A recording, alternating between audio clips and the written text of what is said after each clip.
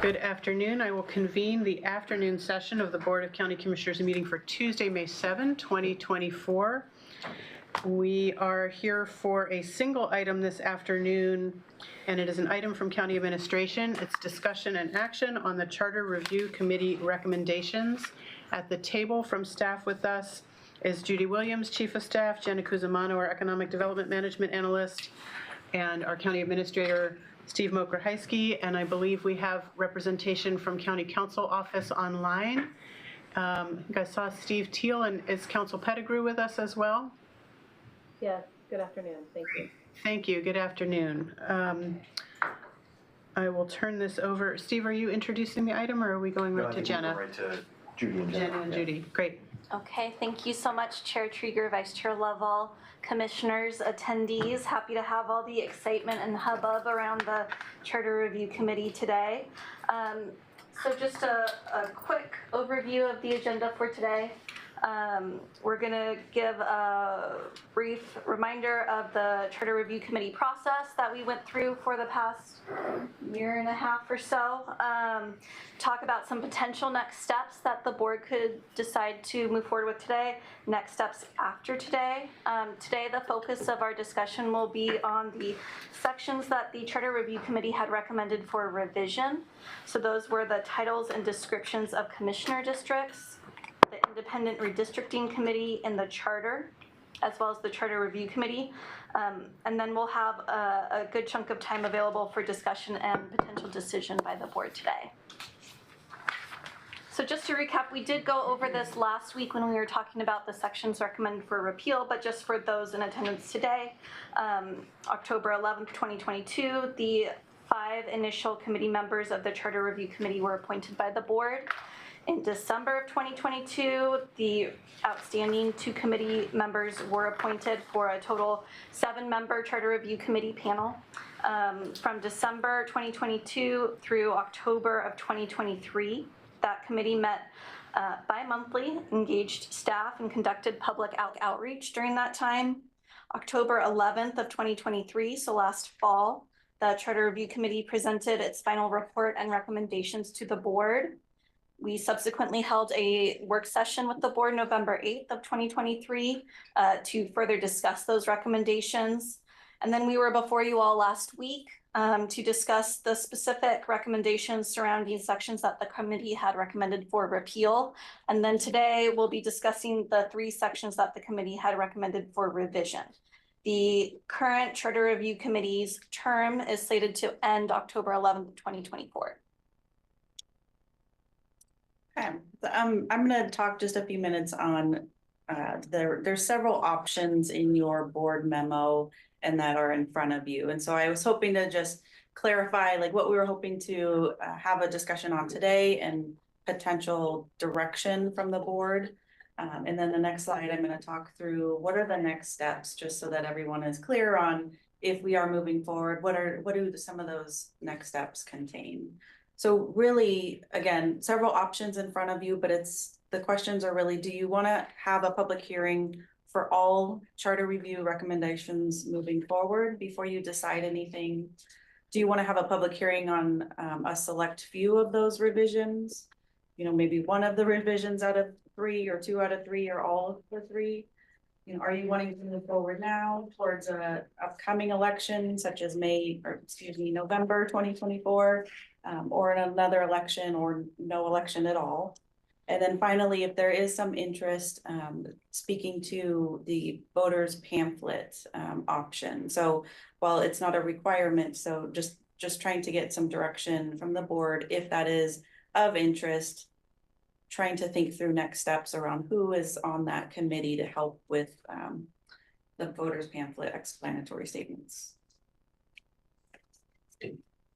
So just to briefly highlight those following next steps. So if you were to move forward with a public hearing, so there are some dates here in this slide that are really on track to get you to a potential November 2024 election. Not saying that that is the only election that you need to face, but similar timeframes do apply for any election going forward. So I just wanted to give you some ideas So we could have a public hearing, for instance, on June 11th, June 25th, about that time frame. The one thing that is different that we'll speak to a little bit here this week is because these are revisions, we do need a little bit more time for some further legal analysis and review. Because it's not just a full section repeal moving forward. What we've been presented and what County Council has been able to do thus far is really a light review based on charter review recommendations, based on some of our discussions in the work sessions leading up to this moment. But there may be some other legal review that may need to happen. And County Council Pettigrew is here with us today, but she's indicated that we should still be able to meet these timeframes to have that public hearing with all of that material to you in the June 11th, June 25th timeframe. Then you would be considered, again, if you were moving forward, it would be a separate board order that we could do at the same day of the public hearing and moving it forward with a board order to really refer those to the ballot.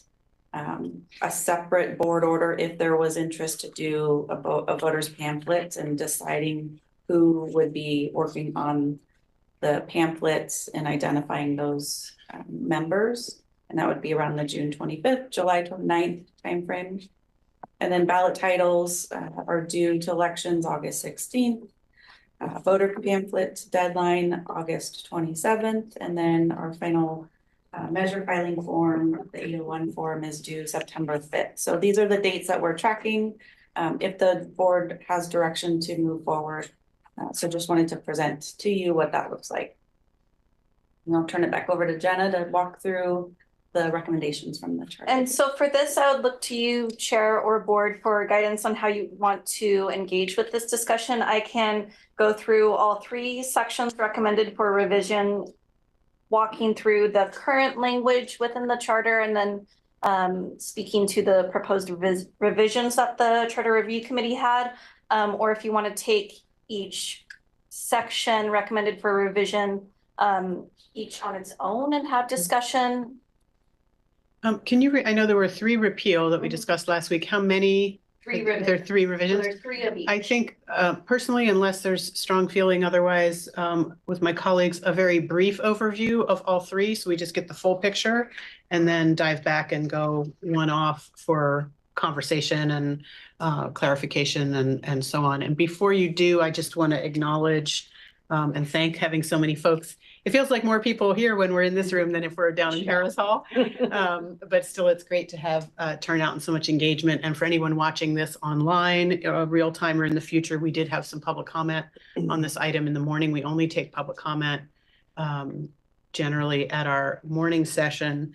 But I did want to just thank not only folks for coming today, but all the engagement on the issue around charter review. It is the community's document because it is the sort of constitution of how we run our county government. And so it's really important and really good to see so much engagement from the community and interest in the items. Thank you. Okay, so the first revision we'll be looking to is section 10.3 C, which is a recommendation to revise the titles and descriptions of commissioner districts. Just so for some further context to this section, highly concentrated population growth within the urban growth boundary has made it difficult for the current commissioner district definitions. It's been difficult to follow those with regard to the single population concentration within the urban area, but then trying to also balance that with having rural representation. And then geographic associations with the titles of the commissioner districts raised some concerns with the Independent Redistricting Committee. So some of the discussion from the Charter Review Committee, there was general agreement upon the importance of retaining the commissioner representation from outside of the Eugene-Springfield metro area. So ensuring that there were still commissioners that were wholly representing rural areas to some degree. Due to some concentration of population growth, portions of the Eugene-Springfield metro have been included in each of the 5 commissioner districts. So even though there are specific positions that are wholly dedicated to the urban area, even the rural commissioners are also representing some portions of the Eugene Springfield metro area.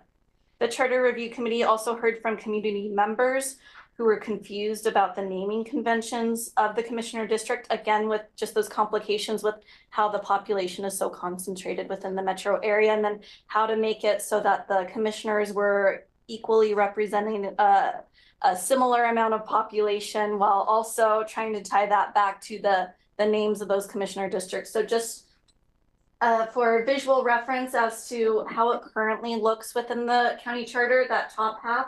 So we have West Lane County, Springfield, South Eugene, and then those highlighted portions below are what the Charter Review Committee recommended for potential revisions to that section. So changing West Lane County to Western Lane County, Springfield to the Springfield metropolitan area, and then similarly with South Eugene to the Eugene metropolitan area. So it's a little bit more, it provides a little bit more flexibility with regards to the constituents that would be represented by those commissioners. The second section that we'll be looking for a revision is to revise the redistricting process and establish the independent redistricting committee within the charter. So this is sections 10.3D and 10.3E. In 2021, an independent redistricting committee was adopted by ordinance and established in Lane Code. The independent redistricting committee is tasked with recommending 2 to 4 maps for the board to select from. And the charter states the Board of Commissioners shall, not less than every 10 years, initiate review of the population densities of each district and boundaries when necessary. This allows for the possibility of multiple redistricting efforts within each decennial. So it's that language around it, not less than every 10 years is where some of the ambiguity came in. So some of the discussion that the Charter Review Committee had was the merits of where the independent redistricting committee should be housed, whether it be within the charter versus Lane Code and the associated pros and cons to each. So where should the authority and responsibility for redistricting reside? The charter assigns the work of the redistricting to the Board of Commissioners. Commissioners task the independent redistricting committee with drafting recommended maps while reserving the right to determine which map ultimately would move forward. And so this next slide has the current charter language from section 10.3D with the areas highlighted that were recommended specifically by the Charter Review Committee for revision. So that's the language of changing from not less than every 10 years, specifically to every 10 years. Also clarifying that whether or not they should be drawn, the boundaries of the 5 districts should be drawn by the Board of Commissioners. And you can, it is a bit complicated to flip back and forth, but essentially the areas that are highlighted within the presentation are the points of interest for the committee in looking to revise this section. The next section, 10.3E, is talking about the Board of Commissioners shall adopt by ordinance the district boundaries as required by subsection D above. District boundaries shall be finally adopted at least 6 months prior to any election for which they are to be effective. And so then this next slide has the additional language recommended by the committee. And so this is really moving the independent redistricting committee to be within the charter as opposed to Lane Code. And so that's why you'll see a lot of the specifications about how the independent redistricting committee shall be composed and how it will be filled. So again, that's also just the bigger question as to where ultimately the independent redistricting committee should be housed, whether or not you want to see if the voters think it should be housed within the charter or if it should be within Lane Code. And again, that gets to some of the complexity with regard to the charter is a lot more difficult to make changes to. And so that's just as you're thinking about how to move forward, something to think about. So the next slide dictates that, you know, the independent redistricting committee, it currently resides in Lane Code. And then this talks through the different policy documents that we have at the county. So the Administrative Procedures Manual, the APM, it's reviewed by the management team and approved by county administrator. Lane Manual is reviewed by the management team and applicable committees and approved by the Board of Commissioners. Lane Code, changes to Lane Code requires ordinance first reading, public hearing, and ordinance second reading and approved by the Board of Commissioners. For changes to the charter, Board of Commissioners approved putting the measure on the ballot, which is a staff process, and the measure ultimately goes to the voters for approval. So any changes to the charter ultimately need to be approved by voters. And then last but not least, the Charter Review Committee recommended some revisions to the Charter Review Committee Section 35 within the charter. The dates specified within the current language within the charter relate largely to the 2011 committee, and it hasn't really aged well. We've had some delays with COVID and wildfire response, and so it doesn't really line up well when trying to ascertain what the dates would be moving forward for reconvening a charter review committee. The current language allows for only 1 year for the committee to provide their recommended changes, which as committee members present, we're here to see it. It really takes a lot of time to familiarize yourself with the document and get an understanding of how it functions within the county and where it might be appropriate to make changes. So a year really flies by, I would say. And it really limits the effectiveness ultimately of the committee towards the work with that timeline. So some of the discussion that the committee had related to this, the very specific historical dates aren't necessary moving forward. A 1-year limit on the work of the committee reduced opportunities to engage with the public and seek input. It was something that they were very interested from the outset, really engaging with the public, having a lot of community feedback. And while there were 2 different survey iterations, the ability to really build in that opportunity for feedback and engagement and having in-person meetings and that sort of dialogue, it wasn't really feasible with the timeline that they were working in. So now the next slide shows the current language within the charter related to the Charter Review Committee. Those highlighted portions are the areas in which they would be looking to revise. So specifically, those are around the dates for convening the committee, the time frame. And so it's just updating that slightly. So you'll see changing from when they had been convened, updating it. So moving forward, it would be beginning in 2034, every 10 years. And then the time frame was another area recommended for revision by the committee.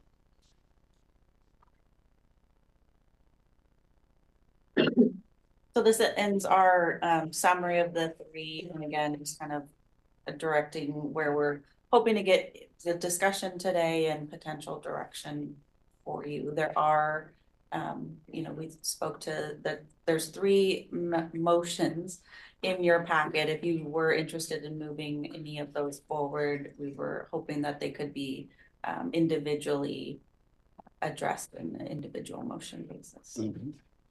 I'm happy to be available for the questions. Turn it over to you. Great, thank you. And I will also just add, again, for the folks in the room or anybody watching online, all these materials are available online. If you go to our current agenda and click on the materials, you can see the slideshow, all the background materials and the board memo. And also for folks, last time when we heard the 3 items for repeal, we agreed to take the next step, which was neither a commitment nor a decision really of an ultimate whether to put it on the ballot, but to have a public hearing and get community feedback. So we are now where we were last week with the repeal items, but instead with these revisions. So would the board like to go back to the start and take each one and discuss the relative merits of moving forward or not on each one? Okay, so you want to just bring that first one back up and we'll dive in and talk about that. And I will just note we have about 45 minutes total for this item. but we do have flexibility. First section you all will be discussing, just a reminder, is the potential revision for the titles and descriptions of the commissioner districts. I'm not seeing Amy jumping in the queue, so I will just, I'm sure we'll have a conversation. We'll get there. I did appreciate you in the presentation, Jenna, talking about it gives a little more flexibility to future boards and redistricting committees. For me, it also is less confusion and greater clarification as I've offered. You know, the district I currently serve, District 3, is often referred to as South Eugene, but South Eugene's a neighborhood. And so a lot of people in my district don't feel represented when I call it South Eugene, because they don't live in South Eugene. It also makes using numbers sort of aligned with pretty much every other jurisdiction, right? House districts are by number, city council wards are by number, congressional districts are by number, not usually a geography. Of course, we all use our own way of describing our district with geography, but it just sort of, to my mind, brings us, it's a streamline and alignment. I don't want to speak for Commissioner Buck, but I think a lot of people get confused with South Lane versus South Eugene, when in fact her district is called East Lane, even though it includes the South Lane School District. So it just makes it unnecessarily muddled, I think. So this, to me, seems like a very straightforward item, but I would love to hear from colleagues if anybody wants to chime in on this. Commissioner Buck. I'm supportive of this. I think it's actually kind of a nice compromise, because it does have the district numbers, which I often say my district is District 5, just because saying East Lane is confusing, since that's not actually the bulk of where the people live in my district. I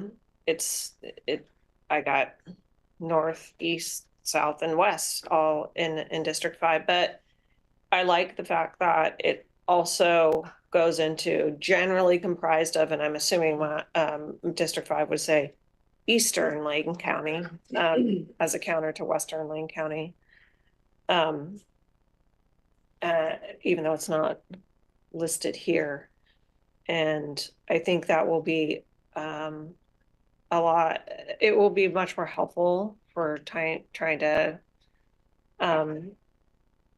convey to residents what District 5 actually represents, because often that's the most common question, other than what do commissioners do? The second most common question I get is, well, what comprises District 5? Like, where are the boundaries? And then I have to get into all that. So I think this is a great compromise. It has districts and also the descriptor. Commissioner Farr. You know, generally I agree, not completely, however. You know, I think the numbers are fine, because everything, I used to be House District 14. Now, what does that mean? Well, it's back then it was Junction City and downtown Eugene. So, you know, so you can describe it very well. The descriptions I have a little bit of an issue with, as prescribed here. We have East Lane, generally comprised of Western Lane County, and then generally comprised of Eastern Lane County, which I understand that. So we have two different, we've got the mountains, we've got the coast, basically. So there's a distinction there. And the generally comprised of the Springfield metropolitan area. I'm fine with that, because the Springfield metropolitan area is fairly encapsulated. Generally comprised of a portion of Eugene describes two districts, which means that both commissioners could come from the same geographic location in Eugene, and I don't particularly enjoy that part of it. I believe that that a geographic distinction in Eugene is something that needs to be retained, not in the name of the committee necessarily, but I think District 3 could be generally Eugene metropolitan area, generally comprised of the portions of the southern part of Eugene, and District 4 generally the northern part of Eugene. Once again, the term generally covers the fact that North Eugene makes up more than 40% of the county. But I think distinguishing between the geographic parts of Eugene is important. That being said, we all know, everybody in this room knows that right now, the way the districts are, all 5 commissioners could come from Eugene. And all 5 commissioners could be from School District 4J, the way the current districts are. So I think doing something to eliminate that possibility, and I think this would do it. So I'm generally speaking, I'm in favor of the numbers. Generally speaking, in favor of the descriptions, other than 3 and 4 should delineate a geographic portion of Eugene. Commissioner Seneca. Yeah, I mean, the differences for my district aren't huge. I'm happy to see Western Lane in there because I know Florence is very proud of being West Lane County. And you know, is this something else that we just put to a public hearing and see what the conversation is and let the voters decide? Hard to go wrong with that. Vice Chair. Yeah, I'm in agreement with everything that's been said. I think just to add to that, the Lane County is a very unique county. I mean, like they say, once you've seen one county, you've seen one county. So that's always the thing I always refer back to. And these geographic identifiers have identified a very specific kind of lifestyle, community attention, priorities and that. And I think it's important for us to maintain that not necessary delineation, but respect to the constituents on where they come from. Springfield, as I represent, very different in their way of approaching things economically, culturally than Eugene. And I think that's something that should be continued to be not only identified, but nurtured as a different opinion or a different approach to how we approach policy. So that's just my input. I think this is kind of, you know, threading gnat hairs if you really want to go back to it. But I do think it's important that we maintain a separation of opinion and representation. Great. So I'm hearing general consensus. This might be something we move forward to a public hearing. And I just remind myself of the decisions we're making today. It's hard to not make them from the perspective of who we are and where we sit and who we represent today, but we're really making decisions for future boards. And I think back, I mean, there used to be only 3 commissioners and now there are 5. And I'm sure there were big feelings about adding 2 commissioners. There used to not be districts at all and people ran at large. So things change. And I think I'm just trying to think about long after any of us are in service, what's gonna be most useful. So great. Commissioner. Do we want to make motions between each For one each or one? at the end? I don't know that functionally it matters. I So don't if you remember have a what we did last motion time. in front of you and you wanna, I think last time we went through them all, but doesn't mean we have to do it that same way. It'd feel like a sense of accomplishment. Yes. So that we can do it. If that's the case, I'll go ahead and start. Great. One. Please do. I would move to approve taking the next steps towards revising section 10.3.c titles and descriptions of commissioner districts as recommended by the Charter Review Committee.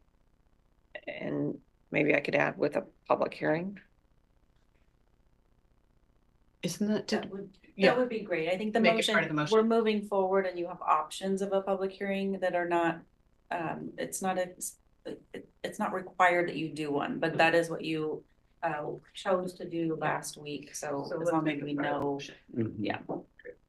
So is there a second? I'll second that. I have a question regarding the motion. Thank you. Discussion of the motion. Thank you. And just generally, the descriptions that are recommended by the Charter Review Committee are not necessarily the descriptions that are going to end up being on the ballot. That'll be a part of the process as we move forward.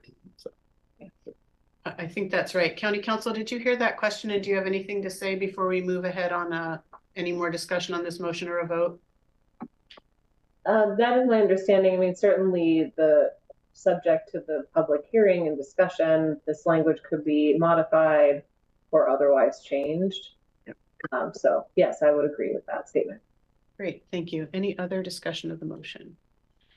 Then we have a motion on the table to move revisions of section 10.3.c titles and descriptions to a public hearing. It's been moved by Commissioner Buck, second by Commissioner Farr. All those in favor of the motion signify with an aye. Aye. Motion carries 5-0. Thank you. Next.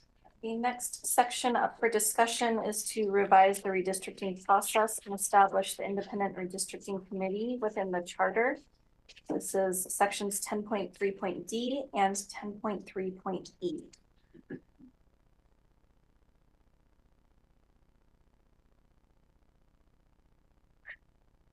I mean, Hey, Vice Chair. heck, I'll jump in here. What the heck? We gotta get this one. Yeah, 45 minutes, right? This is part of the redistricting committee within the charter. There's some language in the proposal that I think would be good for a public discussion. I'm personally not comfortable with it, and I think the public should probably weigh in on this.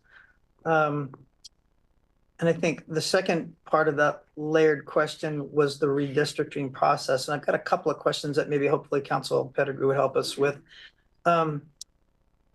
Is there in state guidelines a certain percentage of population deviance variation that requires a redistricting of maps, or could a deviation vary within 10 years errantly over 5%, let's say, that it would still have us not have a redistricting assignment for a map to be redrawn, do you know? I know. I understand the question.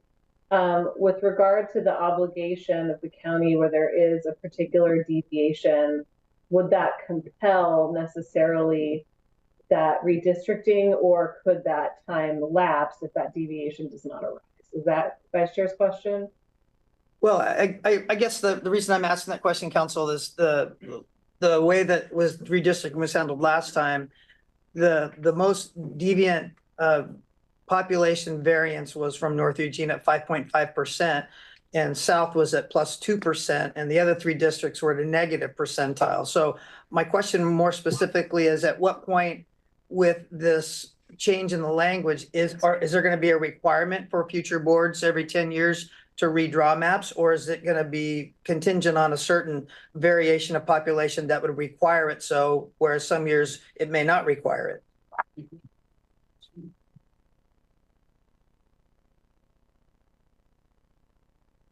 I'd have to think through that hypothetical a little more closely, Vice Chair. I do know that this type of question was contemplated by the committee. Judy and Jenna, do you have any initial response to that question? Sure. My recollection is that there is not a requirement to make that determination. So we've done that in the past where we asked the board, we showed population numbers and what it's looking like. It has been something that the committee themselves have decided, what is that good, it's been a 1%, deviation that the committee has agreed upon using. And so that has been the practice the last two redistricting sessions, to come up with that 1% agreement as a committee. But the way that I understand that the recommendation is written is that it would be coming to the board for review to determine if a modification is necessary. And so 2 redistricting efforts ago, there was certainly that option of make no changes at all. Here's the current process and map moving forward. You don't have to make changes based on the population. I'm wondering too, if part of that process going forward, would that be part of a public input process? The public would say, hey, I think we should relook at this, and then the Board of County Commissioners would then have some least input on what to make that decision on. I'm hearing just, around the circle here of side talking, and so I'm kind of putting that into a question.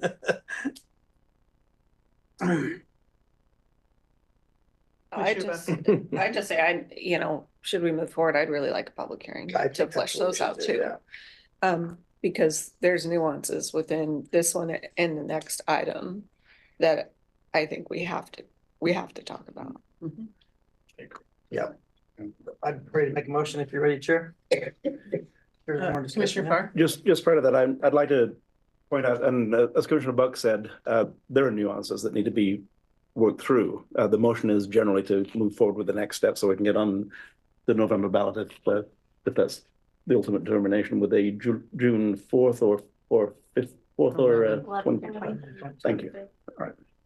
So I think, but regarding your I think the language that's been proposed by the Charter Review Committee kind of covers your concern. It just states that it initiate a review to determine if a modification is necessary. And there may not be a modification necessary. So I think go ahead with the motion. So did you say you were ready with the motion? No, I think Commissioner Lovell is going to Or make. Vice Chair would like to. Okay, Vice Chair. Any other comments? No? Nope, I'm good. Yeah, Chair, I'd like to move to approve taking the next steps toward revising section 10.3.d and 10.3.e redistricting process and establish the independent redistricting committee in the charter as recommended by Charter Review. And let me add to that with discussion of nuances through public hearing. Is there a second? I'll second. Thank you. Any discussion to the motion? Seeing none, I will call for the vote. It's been moved by Vice Chair, seconded by Commissioner Buck to advance to the next stage discussion and review of item 10.3.d and 10.3.e. All those in favor signify with an aye. Aye. Motion carries 5-0. Thank you. And last but not least, looking to revise the Charter Review Committee, section 35 of the charter. Right. So there are questions, Commissioner Buck, any other? If I understand, Yeah. this is just revising some dates and I don't find a lot of contention on it No, that I'm aware of. the last one talks about the composition of the committee. Yeah. I think, just one of the conversations around the dates was to, while we've had a little bit of a delay, just making it really clear. And also not to have a very big effort back to back with redistricting one every 10 years, followed right back up with the charter review. And so keeping some separation there. So the date as in the recommended language incorporates that. Mhm. And then also just clearly defining the time frame for the committee's work. So that instead of clarifying 1 year for the committee's work to report back to the board, they would have that no later than 2 years. So they could take that full 2 years of their term if they so desired. So they're still seated for 2 years, but need to bring a report back within the first year. Or by a year. Well, so that's what it currently is. And so the recommended revision was to allow for that full 2 years to make that report. Great. Any questions, comments, or would someone like to make a motion? Then we can see if there are any questions to the discussion of the motion. I can make a motion. Thank you. No, I'm back to the first page. I know. It's scrolling Okay. back and forth. I move to approve taking the next steps towards revising section 35 Charter Review Committee as recommended by the Charter Review Committee with a public hearing. Second. It's been moved by Commissioner Buck, seconded by Commissioner Farr to move forward on next steps of item 35 regarding the Charter Review Committee. Any discussion to the motion? Seeing none, I'll call for the vote. All those in favor signify with an aye. Aye. Motion carries 5-0. Great. Thank you. I had one thought, and I apologize, I meant to ask this earlier, if it's possible, just generally, I think the timeline example you gave us with dates is really helpful on a working assumption that we might be moving toward a November 2024 ballot, but it might, I personally would find it useful, I don't know if my colleagues would, to see a more, a global or a general one, as in working backwards from a November election, this many weeks, this many months, this many days for this step, that step, and the other. Does that make sense? And the same with a May election, so that we could just see if we didn't move forward on any one, some, or all of these, but we thought we might next year, we've got that work in front of us, that we understand what that timeline of work looks like more globally to either a May or a November ballot. What that workflow and timeline looks like. Great, thank you. Commissioner Buck. Did we already cover what the possibilities for cost differences versus like this November versus May or following year? Did we already ask for that? I know it's really hard. You said it was really hard. I know. If we could give examples, I would love to, and I think the clerk as well. You know, I think with what we tried to provide was some examples of what it cost last time, and that's so long ago with so many other factors involved. So just to give you a ballpark, I think it was around like 71,000 for putting 3 measures forward. Of that, I think like 12,000 was just for the voter pamphlet piece. So a lot's changed too from that time frame. We have a recent, you know, OSU extension levy. I think that was 2020, 2021. That was around 28,000. So there's many variables, but just to try and give you a ballpark. I think it was more specifically the difference between going out in November versus May or next year, just because we'll have some things funded by the state and in presidential election year cycle. Okay. And so that might help cover some or defray some of the costs. And thank you for bringing that up, because that reminds me, 'cause another point that came up in that conversation was what it costs us to not do we were talking about the repeal items, that there is a cost associated with not repealing those, because there's some staff time that gets spent on sort of reporting and cross-checking over time. So sort of a cost benefit analysis, basically, I think is what we're looking for, both to doing and not doing, taking action, and then also to the relative merits of general election in an even numbered year versus off year when there isn't a state issued pamphlet. Right. Great. Any other questions or comments to this item? All right. We're all anticipating that we have a long evening ahead of us, I think. Pretty docile. Bit of after 8 fun. hours. Great. So this was thank you all. Thank you, staff. Thank you, everyone who came for this item. This was the last item on our regular business. So at the sound of my gavel, we will be adjourned until 5:30 p.m. when we will convene in Harris Hall for our budget kickoff. We want to welcome everyone here to come back at 5:30. We are adjourned. We'd love to have you there.